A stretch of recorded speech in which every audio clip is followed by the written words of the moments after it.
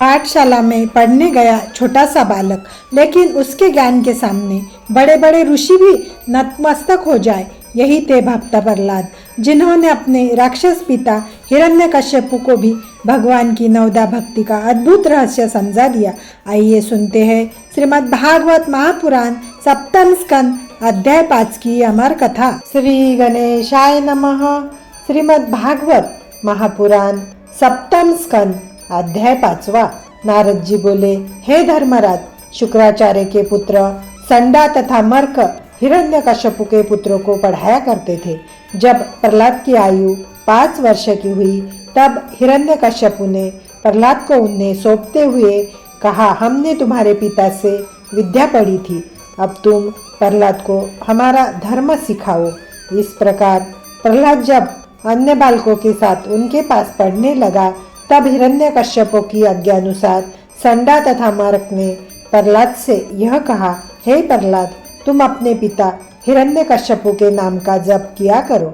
वे साक्षात ईश्वर है, परंतु गुरु द्वारा इस प्रकार समझाने तथा डांटने पर भी प्रहलाद ने श्री विष्णु, राम तथा नारायण नाम के अतिरिक्त हिरण्यकश्यपु का नाम कभी नहीं लिया। यह देखकर उसके गुरु ने हिरण्यकश्यपु के पास जाकर सब वृत्तांत कह सुनाया। तब एक दिन हिरण्यकश्यपु ने प्रहलाद को अपनी गोद में बैठाकर इस प्रकार कहा, हे पुत्र, तुमने अपने गुरु के द्वारा जो विद्या आज तक पढ़ी हो वह हमें सुनाओ। प्रहलाद ने उत्तर दिया, हे पिता, मैंने राम नाम के अतिरिक्त और कुछ नहीं पढ़ा है। मैं 8 प्रहर उन्हीं के नाम का स्मरण करता हूँ। मेरी समझ में साधु, संत तथा महात्माओं की संगति सबसे श्रेष्ठ है। मैं नवदा भक्ति को भली भांति जानता हूँ।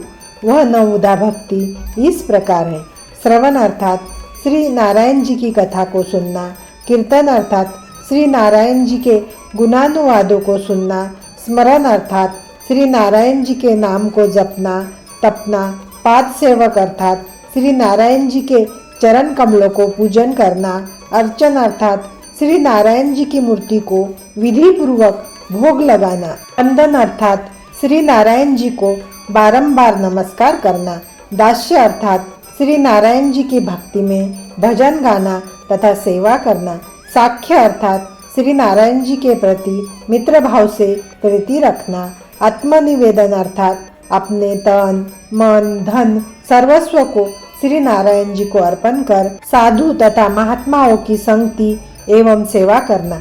हे पिता, मैंने जो तुम्हें बताया है यही सब वेद तथा शास्त्रों का सार है। गृहस्थी के झंझट में पड़े रहने से दुख के अतिरिक्त कभी सुख नहीं मिलता। वन में जाकर हरि भक्ति करने को सबसे श्रेष्ठ समझना चाहिए। प्रहलाद की ऐसी बातें सुनकर हिरण्यकश्यपु ने अत्यंत क्रोध करके कहा, अरे मूर्ख, क्या तू यह नहीं जानता कि नारायण ने वाराह अवतार लेकर मेरे भाई हिरण्याक्ष को मार डाला था। मेरे शत्रु का नाम लेकर उसकी स्तुति क्यों कर रहा है? तो अज्ञानी बालक होने पर भी जब मेरी आज्ञा को नहीं मानता तो तरुण होने पर तेरी क्या दशा होगी? हे पुत्र, अपना धर्म छोड़कर पराय धर्म को ग्रहण करना तथा बालकों को साधु संतों की संगति करना शुभ नहीं होता है। इसलिए तो अपने गुरु की आज्ञानुसार विद्या पढ़। हिरण्यकश्यपु के मुख से ऐसे वचन सुनकर प्रहलाद ने उत्तर दिया, मैं उन नारायण जी को नमस्कार करता हूँ जिनकी माया के वशीभूत होकर आप अपने पराये में भेद समझते हैं। ईश्वर की कृपा के बिना किसी को ज्ञान प्राप्त नहीं होता है। जो शास्त्र पढ़कर भी श्री नारायण जी के चरणों में भक्ति न रखे उसका पढ़ना व्यर्थ है। प्रहलाद के मुख से ऐसे ज्ञान भरे वचन सुनकर हिरण्यकश्यपु ने अत्यंत क्रोध करके अपने साथी कई दैत्यों को बुलाकर इस प्रकार कहा, हे बंधुओं, दैत्य वंश का नाश करने के लिए विष्णु कुल्हाड़े के समान है। उस कुल्हाड़े में मेरा यह पुत्र प्रहलाद बेट के समान काम करने वाला उत्पन्न हुआ है। यह मेरी आज्ञा न मानकर मेरे शत्रु का नाम जपता है तथा दिन रात उसी की प्रशंसा करता है। बड़े लोगों ने ऐसा कहा है कि यदि शरीर के किसी अंग में ऐसा रोग हो जो संपूर्ण शरीर को हानि पहुंचावे तो उस अंग को काटकर फेंक देना चाहिए। अतः प्रहलाद जैसे पुत्र की मृत्यु उचित समझकर तुम लोग इसे मार डालो। हे युधिष्ठिर, हिरण्यकश्यपु की आज्ञा को सुनकर वे दैत्य प्रहलाद को उस स्थान से पकड़कर बाहर ले गए तथा तलवार, तीर, त्रिशूल, गदा आदि से मारने लगे। परंतु प्रहलाद अपनी आंखें बंद किए श्री हरि के चरणों में अपना चित्त लगाए हुए शांत भाव से बैठा रहा। श्री नारायण जी की कृपा से उसके शरीर पर किसी भी शस्त्र का घाव नहीं लगा। यह देखकर उन दैत्यों ने प्रहलाद को पर्वत के सबसे ऊंचे शिखर पर ले जाकर नीचे लुढ़का दिया, परंतु इससे भी प्रहलाद के शरीर में कुछ चोट नहीं आई। तत्पश्चात उन दैत्यों ने प्रहलाद के चारों ओर बहुत सी लकड़ियां रखकर उसमें आग लगा दी, परंतु भगवान श्री श्याम सुंदर जी की कृपा से सब लकड़ियां तो जलकर भस्म हो गई और प्रहलाद जो का त्यों श्री नारायण जी के ध्यान में मग्न निश्चिंत भाव से बैठा रहा। जब हिरण्यकश्यपु को यह बात मालूम हुई तो उसने प्रहलाद की महिमा देखकर अपने मन में यह विचार किया कि इतने उपाय करने पर भी जब प्रहलाद की मृत्यु नहीं हुई तो इससे यह सिद्ध होता है कि यदि मैं प्रहलाद से अधिक शत्रुता करूं तो इससे बचाने के लिए श्री विष्णु स्वयं आएंगे। उस समय मैं उन्हें मारकर हिरण्याक्ष की मृत्यु का बदला ले लूंगा। यह निश्चय करके हिरण्यकश्यपु ने संडा तथा मर्क को पुनः बुलाकर कहा, हम प्रहलाद को बहुत दंड दे चुके हैं, अंत आज यह तुम्हारी आज्ञानुसार पढ़ेगा। तुम इसे फिर अपनी पाठशाला में ले जाओ।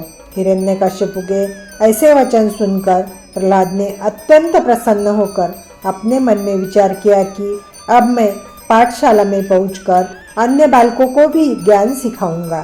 तत्पश्चात हिरण्यकश्यपु की आज्ञा से गुरु जब प्रहलाद को पाठशाला में ले आए तो उससे इस प्रकार कहा, हे प्रहलाद, तुझे वन में जाकर हरि भजन करने का उपदेश किसने दिया है, अथवा तूने अपने मन से ही यह बात सोच ली है? प्रहलाद ने उत्तर दिया, हे गुरु, जो संसारी लोग माया रूपी गृहस्थी के अंधकार पूर्ण कुएं में पड़े रहकर श्री नारायण जी से विमुख रहते हैं, उन्हें न तो ज्ञान प्राप्त होता है और न श्री नारायण जी के चरणों में प्रीति ही मिलती है। ऐसे प्राणियों को गधा अथवा कुत्ते के समान पशु समझना चाहिए। जब तक संसारी मनुष्य साधु महात्माओं के चरणों में अपना मस्तक नहीं रखता, मन वचन कर्म से उनकी सेवा नहीं करता तथा श्री नारायण जी के गुणानुवादों को नहीं सुनता, तब तक उसे ज्ञान प्राप्त नहीं होता है।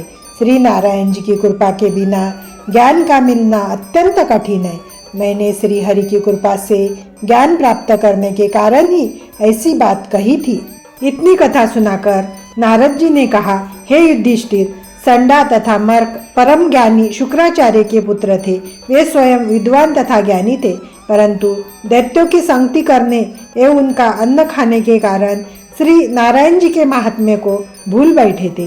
श्री हरि की माया ऐसी ही बलवान होती है। अस्तु पाठशाला में जब तक गुरु बैठे रहते थे तब तक प्रहलाद अपने मन में यही विचार किया करता था कि यदि ये कहीं उठकर चले जावे तो मैं पाठशाला के अन्य बालकों को ज्ञानोपदेश करूं। जिस समय गुरु पाठशाला से बाहर निकल गए उस समय प्रहलाद ने पाठशाला में पढ़ने वाले अन्य बालकों की ओर देखकर यह विचार किया कि अभी इन लड़कों के शरीर में काम, क्रोध, लोभ, मोह आदि नहीं भरे हैं। अतः यदि इस समय इन्हें ज्ञानोपदेश किया जाएगा तो यह शीघ्र सुधर जाएंगे। इतनी कथा सुनाकर नारद जी ने राजा युधिष्ठिर से कहा, हे धर्मराज, यदि कोई यह शंका करे कि प्रहलाद को उन लड़कों को ज्ञान सिखाने की क्या आवश्यकता थी, तो इसका उत्तर यह समझना चाहिए कि अपने हृदय में दया तथा धर्म भरा होने के कारण प्रहलाद ने परोपकार करना चाहा था। उसकी इच्छा यह थी कि ये लोग भी ज्ञानी होकर मेरी संगति के कारण कृतार्थ हो जाए।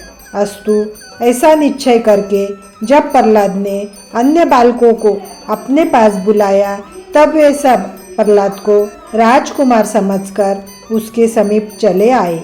आगे की कथा अगले वीडियो में। इति श्रीमद् भागवत महापुराण सुखसागर कथा सप्तम स्कंद अध्याय 5 समाप्त.